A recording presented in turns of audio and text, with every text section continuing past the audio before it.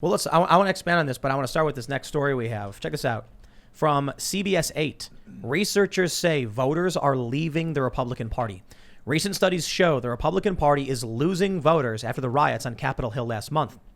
They say voting experts at the University of Florida say thousands of voters are no longer registered with the GOP.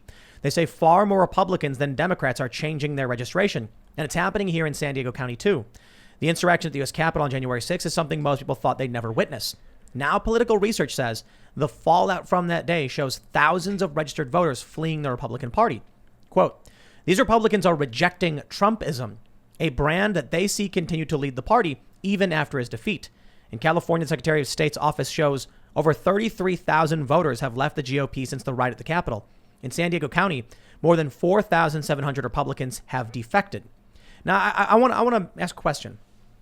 How do they know these people are leaving because of the riots? That's I was just about to say. Maybe they're leaving because Trump's out and they don't care about the Republican Party. I think it's more the fact that Republicans have been the establishment has taken over the Republican Party and they did not do everything they possibly could to keep Trump in office. Well, I think it's the other way around. I think Trump infected the establishment. Like he forced his way in. And then as soon as they had the opportunity to get rid of him, they did. Right. No, they definitely did. I'm totally with you on that one. Yeah.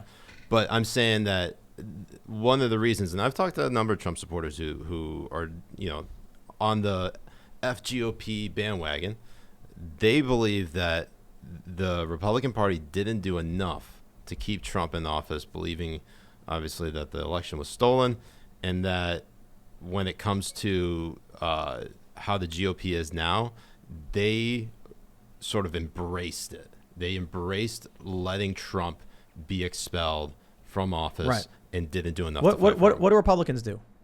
What do they fight for?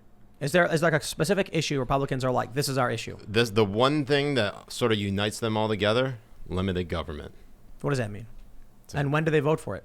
Hey, that's a great question because I'm looking. I'm thinking of that weekend video, from the Super Bowl halftime Looking show. around, Where all the limited government Republicans at? One thing we talk about quite a bit is that you can name very specific things that progressives and Democrats say they must have. Right. A path to naturalization, public option or universal health care, gun control. What they're saying we must have now, and the Republicans are saying, don't do that, but they're not doing anything themselves. Right. No, they've always been the party. I've mostly been the party of no.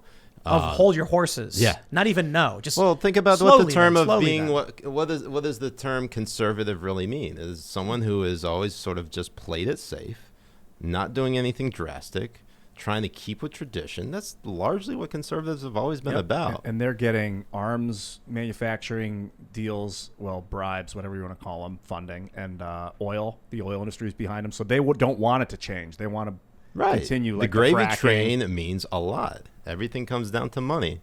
I wonder how this is going to impact the future, because before this segment, we were talking about propaganda universities affecting our kids. Trump brought in new voters. He brought in a lot of younger voters too. I went to a bunch of Trump rallies and I talked to young men who are like 20, and they said political correctness was the issue why they decided to vote Republican, not much else. Trump was actually fighting for specific things, sort of. He represented certain things. He was fighting to end these free trade agreements, to bolster American manufacturing. That was something finally people saw and they agreed with, whereas the Republicans were basically like, just not the Democrat, right? Mm-hmm. Now we have this wave, young people every year. There's a wave of, generation of young people who are now eligible to vote. These young people are now entering the ranks of American voters with a crippled GOP that people are leaving and don't care for anymore. So if they are conservative, or at least not far left, where do they go? Do we ultimately see the rise of a new political party or several, or what? Here's the thing.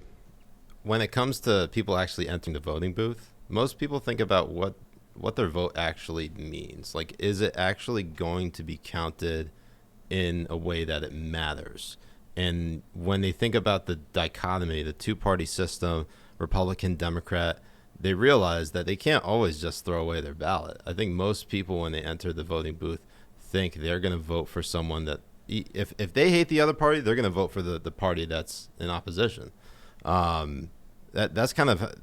That is probably the most simplest explanation I can give, because they may hate that particular party that they're voting for, but they'll do it to try to stave whatever may happen, whatever may change from the other party taking over. Right. I would ask, please don't vote with hate in the future. Vote for, not against. No, you just vote for the lesser of two evils. I mean, that's what the media tells us to do. That's clearly what we should do. Also, another thing to kind of think about with this news article, a lot of these polls are usually very, very wrong. And two, That's true, too. usually the conservatives are very underrepresented in them. So the polling industry is an industry that I absolutely do not trust. Well, but this is not at polling. all. This is the actual hard numbers from the Secretary of State's office tracking party membership. Well, yeah, but even when it comes to that, we have to understand Republicans and conservatives usually are the types not to be very public about who they support or why they support, and a lot of times they surprise people at the polls because they actually vote, but they don't tell anyone who they voted for. That's why a lot of the exit polls, a lot of the other polls were wrong. And even though they might be transferring parties right now, it still doesn't directly represent. Yeah, it still doesn't. I mean, I think they're just disenfranchised. Disenfranchised not just by Trump, not just by the Republicans, but how can you not be disenfranchised with Joe Biden? I mean, if you're not, maybe if you're not paying attention and if you're in La La Land, which a lot of people are, but if you're paying attention, you are absolutely disenfranchised with Joe Biden. There's no reason Biden is remarkably doing things that everybody hates. Yeah. He rescinds this rule on Chinese propaganda. He suspended the rule on Chinese propaganda. He suspended a rule keeping China out of our electrical grid. And why? So that's got conservatives pissed off. But the left is saying, he promised $2,000 checks. He promised $15 minimum wage. He's not doing any of those things either. So he's basically building a coalition against him. Yeah, he banned the term China virus because he wanted to fight COVID racism. I mean, he banned language? As he's making sure Americans to get into the United States have to get a COVID test. But if you're a migrant, you don't even get COVID tested when you cross the U.S. border. But American citizens returning back to their country, you have to have a COVID test. What if these people coming in, these migrants, have COVID? Yes. Yeah, that's the point. That's the point that Tucker Carlson was talking about yesterday in his first segment, which is something that I think shows you who Biden is really interested in. This disenfranchising of conservative voters is worrisome because you've got a bunch of people now feeling like there's no outlet, and they're hearing things like what Luke is saying. You mean if I fly in, I got to get a test, but these people can just walk across the border, no problem? And Joe Biden is creating a pathway for these people, but making it harder for Americans. That's going to make people lose it. It really does feel like the joke. This is the joke we've been making. They keep throwing more at us just to see how far we're willing to take it. I don't know. I'm a little skeptical about that type of story because you might hear it happen at one particular checkpoint, but it might not. It might be the exception, not the rule. Because I mean, think about all these detention centers that are housing a lot of these migrants. I mean. We talked about like the child separation policy in 2018, which is awful policy. We should pull the story up. It's on the Daily Mail. They also covered it, and they released story? About how migrants are not being tested, but American citizens who are coming back have to have a negative test in order to enter the country. I mean, just think about because a lot of these detention centers are controlled by HHS. Yeah. Well, now they're they're not detention centers. They're expansion centers. They're expansion centers. So they're okay. That's the new kind of lingo that they're using now. What does that even mean? Overflow. They're overflow centers. Okay. Yes, they're overflow centers. And so we have to figure out: are those overflow centers controlled by HHS or by DHS? Because those two federal agencies basically control the flow of people into the United States, and a lot of the detention facilities that we thought were controlled by DHS are actually controlled by HHS. That's Health and Human Services. Yes, that's the federal agency that's been trying to do all the COVID, Operation Warp Speed, vaccine. Basically, the federal government's response to all of this has basically been controlled by HHS. Huh. Sorry, I didn't mean that was a very wonky. I keep going. I just wondering if you found the article. DHS. Well, I found the article talking about Tucker Carlson blasting Biden for releasing thousands of migrants into the U.S. without giving them COVID tests. As Texas sheriff says, the policy will create irreparable harm. And that's the gist of it. That's it. That needs investigation. That sounds too crazy to be real. But again, we live in a crazy world, so anything could be true. Yeah. These people who are leaving the Republican Party probably were barely in the Republican Party. When I was in Florida, there was a Trump rally in Fort Lauderdale, and I was just talking to some random Trump supporters.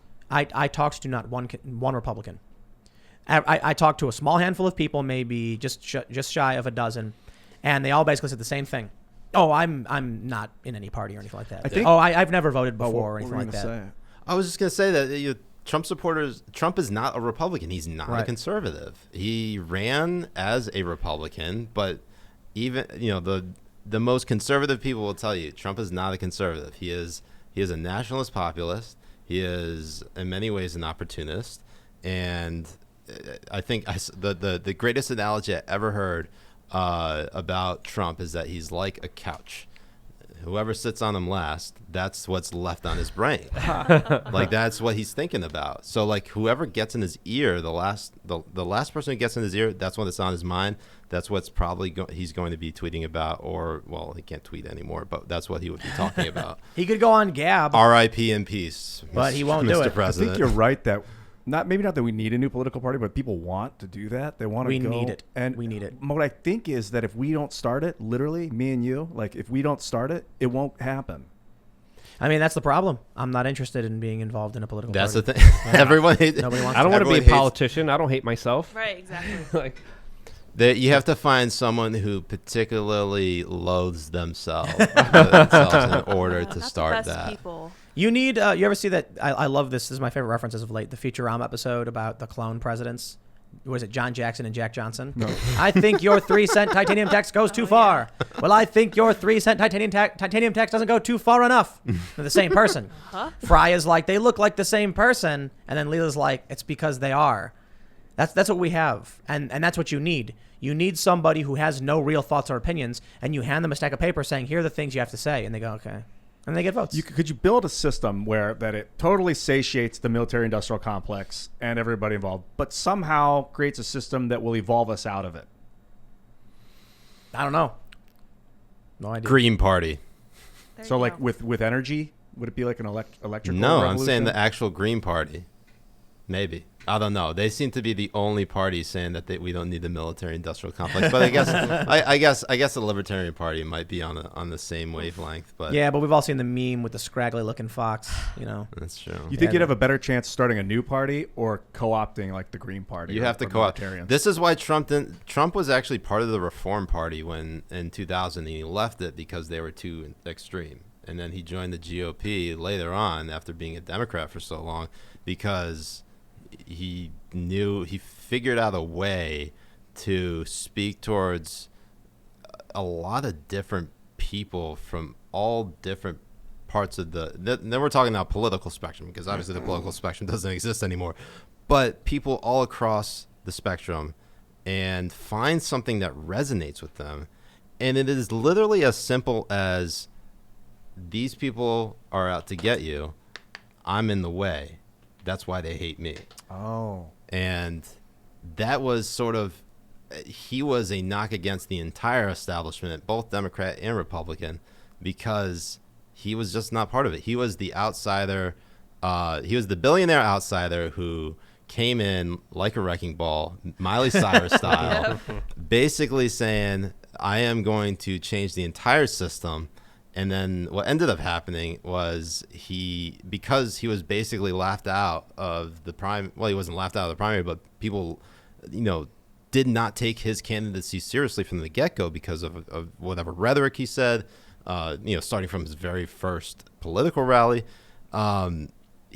he couldn't hire the right advisors, and he ended up getting people like Carter Page and George Papadopoulos who didn't really know what they were doing, and then they get wrapped up in this whole like Russia probe. But then he couldn't fill his actual cabinet with people who actually believed in him. They were just opportunists trying to basically get a job. Or And, a pardon for someone they knew. Or a pardon for someone they knew.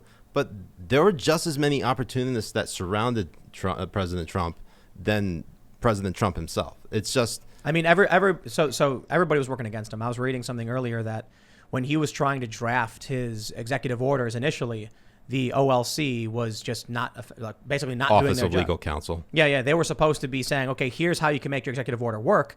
And they would purposefully leave holes so that it could be destroyed in the courts. I don't know if that's true. I was reading from No, some verified Twitter account. there was incentive to make sure that Trump failed within the Republican Party, Yes. because Yep. they realized that he took control of he was the Republican Party when he was president.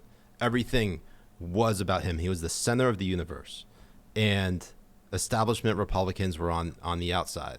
And they realized that if actually Democrats took a lesson from Republicans in 2016.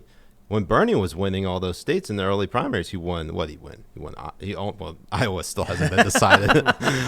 He won New Hampshire, and then he won Nevada.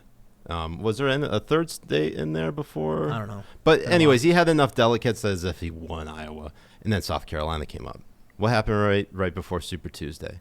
So Joe Biden predictably won South Carolina, but then the establishment decided they were not going to let an insurgency from Bernie Sanders happen. So they all coalesced behind Joe Biden. You had Amy Klobuchar, Michael Bloomberg, Pete Buttigieg, all dropping out in the span of like 2 days and endorsing Joe Biden. What happened on Tuesday, Super Tuesday? He won almost, I think, all but 2 states, and that was it. Well, it's because the other candidates were splitting the vote. Yeah, exactly. So but they Biden. realized that this is what happened. This was the folly of the Republican Party, the Republican establishment, I should say, in 2016, is that they thought, you had the Marco Rubio, you had the Ted Cruz, you had John Kasich, you had Scott Walker. All of them thought they could take on Trump, and he just picked them off one by one. If they all coalesced behind a particular establishment candidate, they probably would not have nominated Donald Trump as Plus, president. Trump was fun. It was very fun. Watching him make fun of Jeb and turn people into memes. Yeah, calling Rand Paul ugly. Well, even Elizabeth Warren wasn't with Bernie. She was still sticking around, and everyone was like, "Hey, Elizabeth, you're kind of hurting Bernie here with all of this." And that was the plan, man. So, and it's amazing how people believe Elizabeth Warren was like progressive. She's what did I say? She's Hillary Clinton wearing a Bernie Sanders mask. She's the only one that actually even said something about social media and the big tech oligarchs, right? And then she stopped. So it's like, she came out in defense of Wall Street during the GameStop rebellion. Yep. When they were challenging the hedge fund, she's like, "Who are these people? What are they doing?" Oh yeah, great progressive Elizabeth Warren, defender of Wall Street. Thanks for checking out this clip from the Timcast IRL podcast. If you want to see the full show, come back to this channel, youtube.com/TimcastIRL, Monday through Friday at 8 p.m., where you can leave comments and super chat, and we actually will read your comments on the show.